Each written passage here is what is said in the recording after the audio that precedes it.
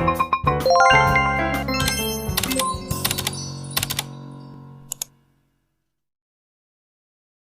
mga ka-adi, welcome sa Yen Vlog. For today's vlog, gagawa tayo ng pork mechado. At ito ang ating mga ingredients. Una ay sibuyas, katapos ay bawang, kalamansi, at syempre tomato sauce.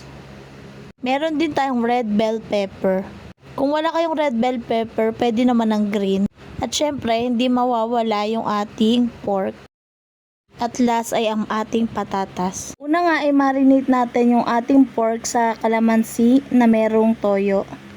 At kapag mainit na yung ating pan na may mantika, ilagay na natin yung bawang.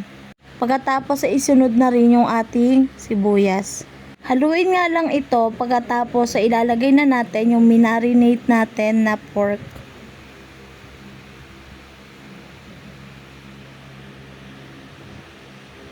Kapag medyo nasulak nga yung ating pork, lagyan na natin ng tomato sauce.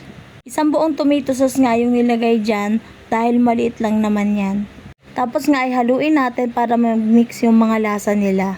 Pagkatapos nga nan ay lagyan natin ng Knorr pork cubes, isang piraso lang. Pagkatapos ay haluin lang ulit natin. Kapag nakita nyo ang nasulak na siya na ganyan, ilalagay na natin yung ating mga patatas. Pagkatapos ay haluin nga lang natin para sumama nga yung patatas dun sa ating mga sauce. Pagkatapos nga ay ilalagay na natin yung ating red bell pepper. Pagkatapos nga ay tatakloban natin hanggang sa kumulo at lumambot yung ating karne. At kapag nakita nyo nga na medyo nakulo na nga